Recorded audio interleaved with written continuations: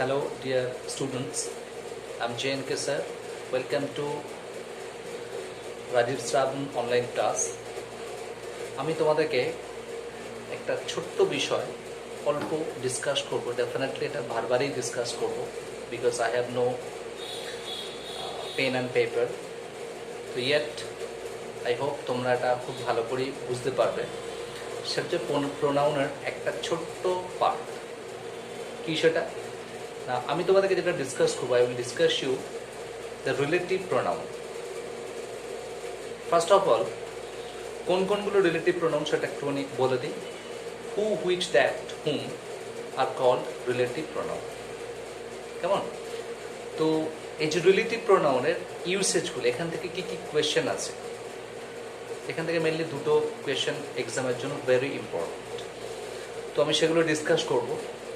প্রথমেই বলি যে who, which, that, whom all this are called relative pronoun. তার আগে একটুখানি বিষয় মনে রাখতে হবে তোমাদেরকে। সেটা কি না, যখন রিলেটিভ প্রোনাউন ইউজ করা হয়, বিফোর রিলেটিভ প্রোনাউন যে ওয়ার্ডটা ইউজ করি আমরা তাকে বলা হয় অ্যান্টিসিডেন্ট। ANTECEDENT, অ্যান্টিসিডেন্ট, অর্থাৎ অ্যান্টিসিডেন্ট রিলেটিভ প্রোনাউন। তারপরে যে আমরা ভার্বটা ইউজ করি, অর্থাৎ আফটার রিলেটিভ প্রোনাউন যে ভার্বটা আমরা ইউজ করব, সেই ভার্বটা ফলোড বাই অর্থাৎ অ্যাকর্ডিং টু বা এগ্রিজ উইথ যাই বলো অ্যান্টিসিডেন্ট, অর্থাৎ সেই ভার্বটা আমরা অ্যান্টিসিডেন্টের রেসপেক্টে লিখবো। অর্থাৎ অ্যান্টিসিডেন্ট রেসপেক্ট মিনস, অর্থাৎ অ্যান্টিসিডেন্টটা যদি সিঙ্গুলার হয় তাহলে রিলেটিভ প্রোনাউনের পরে ভার্বটা সিঙ্গুলার। অ্যান্টিসিডেন্ট যদি প্লুরাল হয় তাহলে রিলেটিভ প্রোনাউনের পরে ভার্বটা ডেফিনেটলি প্লুরাল হবে। শুধু তাই নয়, অর্থাৎ অ্যান্টিসিডেন্ট যা থাকবে তার রেসপেক্টে রিলেটিভ প্রোনাউনের পরে ভার্বটা আমরা ইউজ করব। ফর এক্সাম্পল, আমরা এক্সাম্পলে আসি।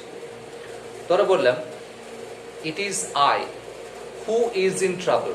এটা কি কখনো বলা যেতে পারে? নেভার। Why not? আই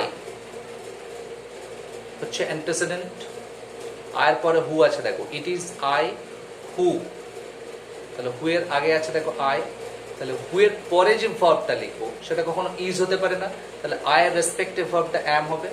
তাহলে it is I who am in trouble. Clear?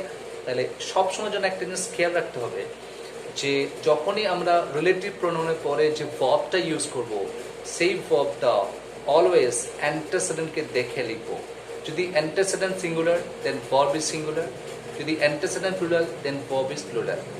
More examples, আমি আরো কটা এক্সাম্পলস দিচ্ছি, আরো ব্যাপারটা তোমাদের কাছে ভীষণভাবে পরিষ্কার হয়ে যাবে। দ্যাট ইজ, সেটা হচ্ছে ধরো আমি আগে বেসিক এক্সাম্পলসগুলো দিই, তারপরে এক্সাম ওরিয়েন্টেড এক্সাম্পলসে আসবো।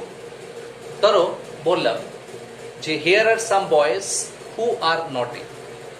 তাহলে আমরা কেন আরটা ইউজ করলাম না, হু এর আগে দেখো বয়েজ আছে, অ্যান্টিসিডেন্টটা প্লুরাল, তার রেসপেক্টিভ ভার্বটা আমরা করলাম কি আর। আমরা কখনোই বলতে পারি না we never say here are some boys who is naughty. This is absolutely wrong. কেন রং না, হু রিলেটিভ প্রোনাউন, তার আগে আছে antecedent boys, then followed by ভার্বটা হচ্ছে আর, হু আর অনেস্ট বা হু আর নটি। তাহলে here are some boys who are honest বা হু আর নটি যাই বলো। Here is the boy who is honest. দেখো একটাই বয়, দ্য বয়, তারপরে হু, তারপরে ইজ বললাম। কেন না, অ্যান্টিসিডেন্টটা সিঙ্গুলার, ভার্ব সিঙ্গুলার, তার আগের সেন্টেন্সে বলছি antecedent plural then verb plural. Similarly একটা এক্সামের কোয়েশ্চেন বলছি, দেখো Netaji is one of the bravest soldiers. Netaji is one of the bravest soldiers that has fought for the country. Netaji is one of the bravest soldiers that has fought for the country. The sentence is absolutely wrong. Why wrong? Look, that হচ্ছে relative pronoun, তার আগে বলছে দেখো soldiers. কেন soldiers বললাম? কারণ one of এর পরে নাউনটা প্লুরাল হয়, সেই কারণে সোলজার্স হলো।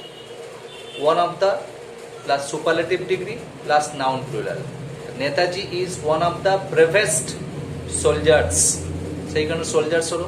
তাহলে সোলজার্সটাকে বলছি আমরা অ্যান্টিসিডেন্ট, ফলোড বাই দ্যাট হলো, দ্যাট হচ্ছে relative pronoun, then followed by has না হয়ে ভার্বটা ডেফিনেটলি হ্যাভ হবে, হ্যাজ না হয়ে ভার্বটা অবশ্যই হ্যাভ হবে, হ্যাজের পরিবর্তে হ্যাভ হবে।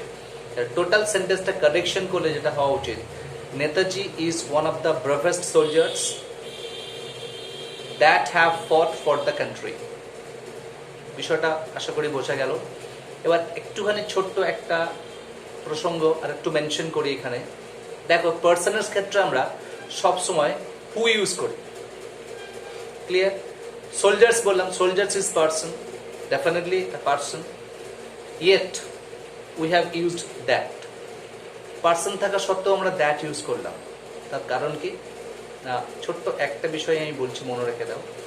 যদি কোনো সেন্টেন্স সুপারলেটিভ ডিগ্রিতে থাকে, কেমন, যদি কোনো সেন্টেন্স সুপারলেটিভ ডিগ্রিতে থাকে, দেন রিলেটিভ প্রোনাউন সব সময়ের জন্য দ্যাট হয়, হু হয় না।